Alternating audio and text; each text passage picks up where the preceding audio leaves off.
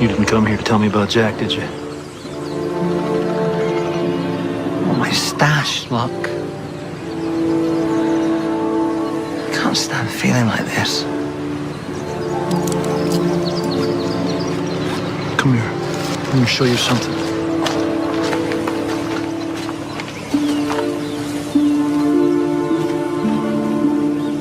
What do you suppose is in that cocoon, Charlie? I don't know, a butterfly, I guess? No, it's much more beautiful than that. That's a moth cocoon. It's ironic butterflies get all the attention, but moths, they spin silk. They're stronger, they're faster.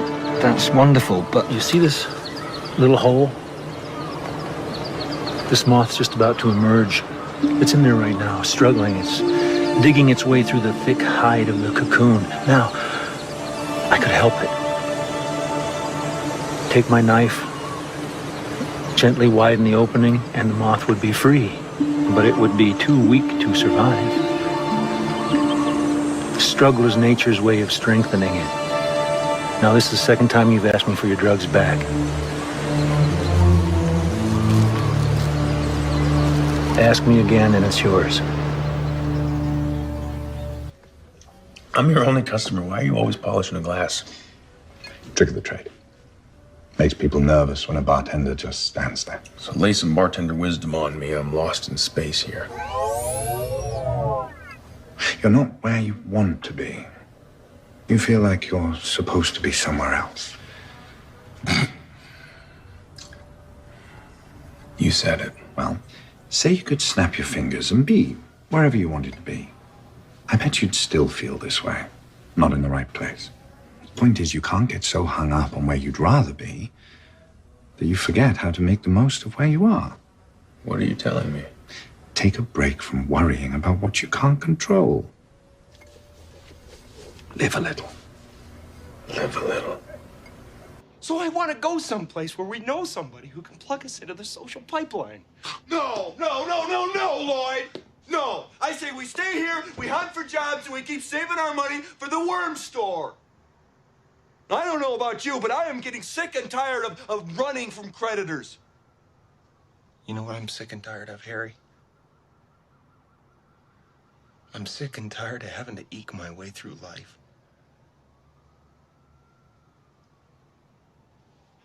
Sick and tired of being a nobody. But most of all,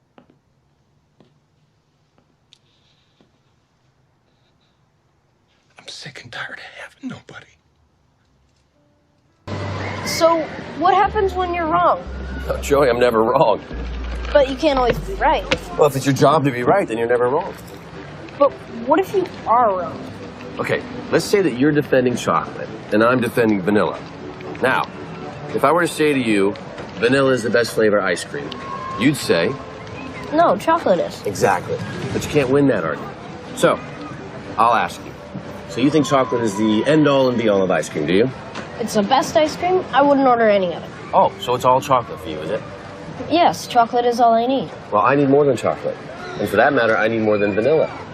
I believe that we need freedom and choice when it comes to our ice cream, and that, Joy Naylor, that is the definition of liberty. But that's not what we're talking about.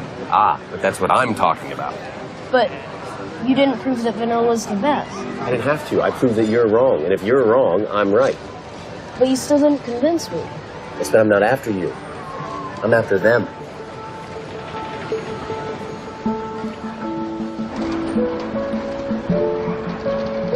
Years back, I was providing volunteer leadership in a local penitentiary. I worked with the head guard, a big, burly bull named Brad. Mean as the devil. All the prisoners were afraid of him, even the murderers.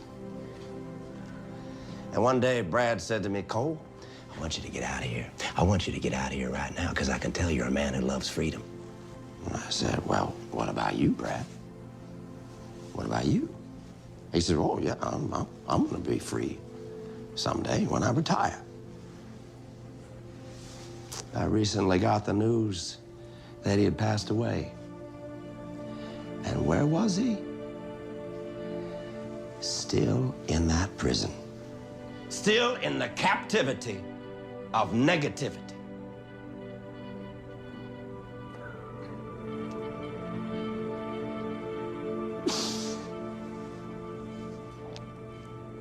Sorry, folks.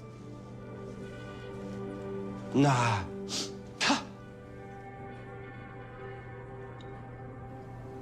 Old Brad.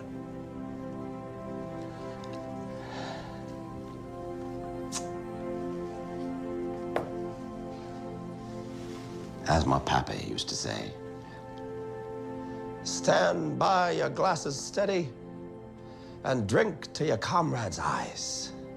Here's a toast to the dead already, and hurrah for the next to die. He had come such a long way, and his dream must have seemed so close that he could hardly fail to grasp it.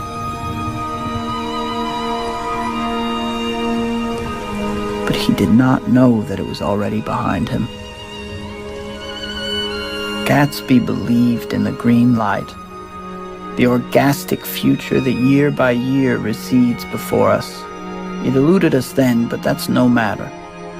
Tomorrow we will run faster, stretch out our arms farther, and one fine morning, so we beat on, boats against the current, borne back ceaselessly into the past.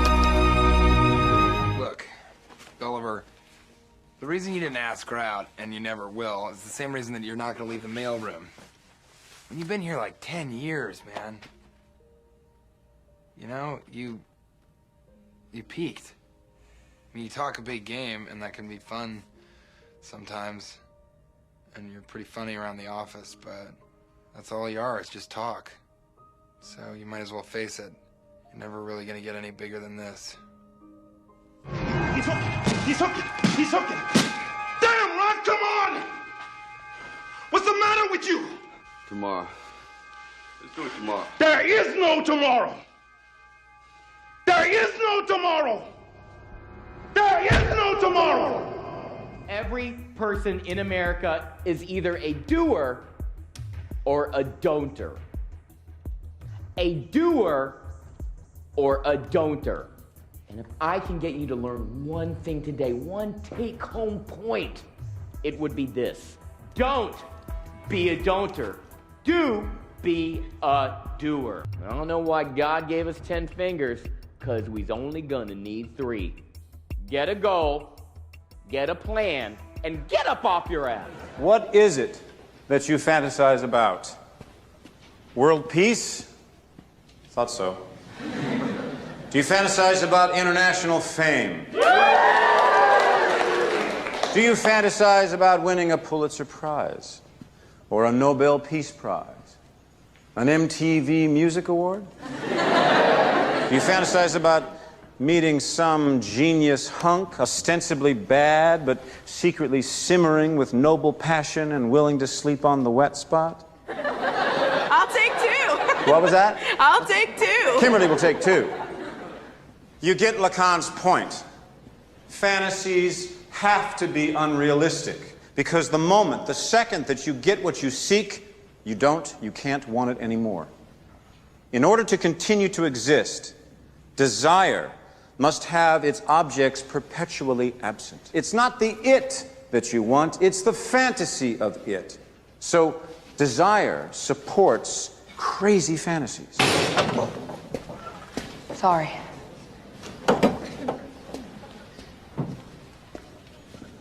This is what Pascal means when he says that we are only truly happy when daydreaming about future happiness. Or why we say the hunt is sweeter than the kill, or be careful what you wish for. Not because you'll get it, because you're doomed not to want it once you do. So the lesson of Lacan is, living by your wants will never make you happy. What it means to be fully human is to strive to live by ideas and ideals, and not to measure your life by what you've attained in terms of your desires, but those small moments of integrity, compassion, rationality, even self-sacrifice. Because in the end, the only way that we can measure the significance of our own lives is by valuing the lives of others. Truth is, I don't think people understood what it was I was doing at Schaefer. I wasn't there to conduct. Any fucking moron can wave his arms and keep people in tempo. I was there to push people beyond what's expected of them. I believe that is an absolute necessity. Otherwise, we're depriving the world of the next Louis Armstrong, the next Charlie Parker. I told you that story about how Charlie Parker became Charlie Parker, right? Joe Jones threw a symbol at his head. Exactly. Parker's a young kid, pretty good on the sax, gets up to play at a cutting session, and he fucks it up. And Jones nearly decapitates him for it. And he's laughed off stage.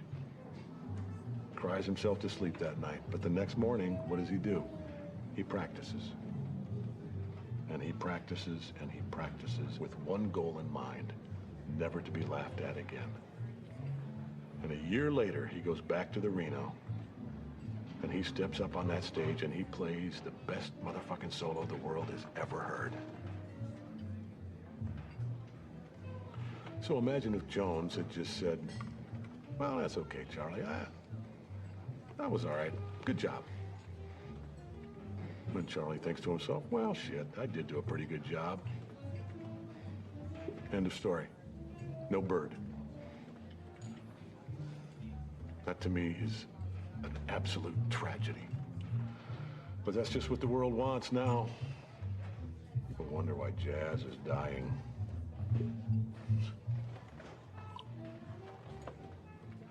I'll tell you, man, and every Starbucks jazz album just proves my point, really.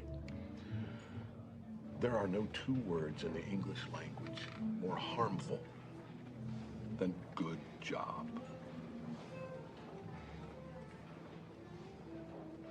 But is there a line? You know, maybe you go too far and you discourage the next Charlie Parker from ever becoming Charlie Parker? No, man, no. Because the next Charlie Parker would never be discouraged. Yeah. So not to be too difficult, but we've been coming here for 2 days just staring at this thing.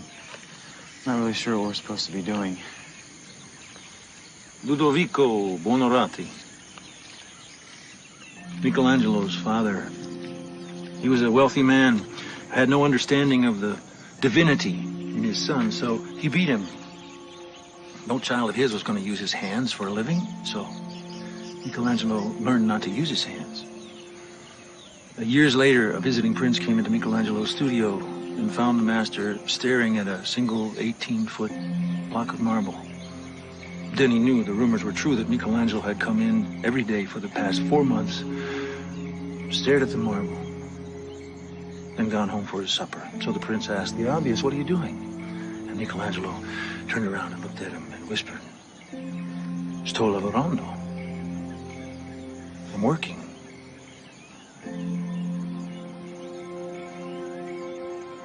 Three years later, that block of marble was the statue of David. We're not going to stare at this thing for 4 months, are we? How are we going to open it? Well, that's what we have to figure out. That's why we're sitting here. Hey, turn down the music for a minute. Hey, would you turn down the music for a minute? Dude, Chill. would you turn down the fucking music for a minute? Jesus! This is fucking bullshit! I have been here all goddamn day and you haven't let me say one thing. None of you.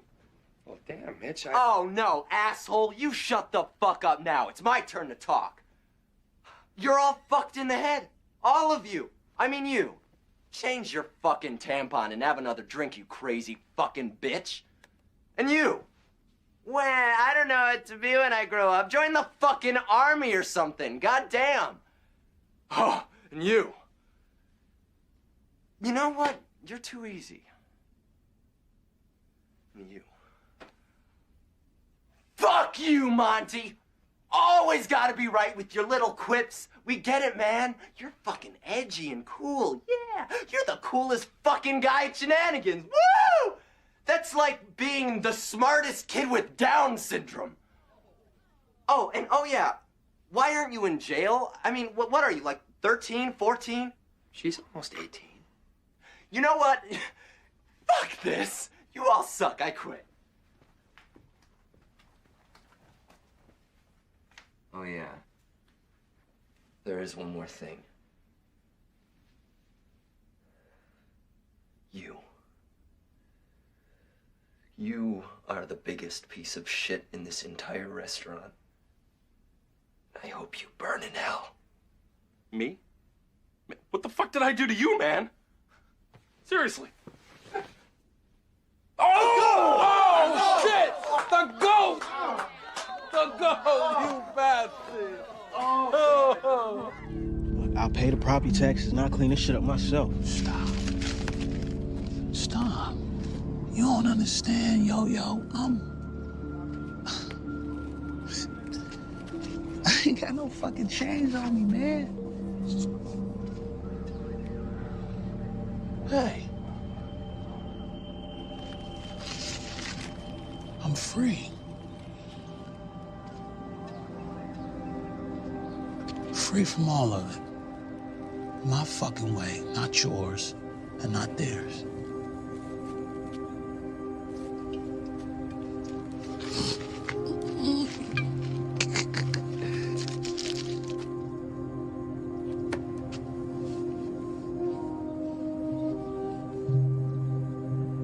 You're my best friend. Best friend I ever fucking had. And I'm fucking proud of you.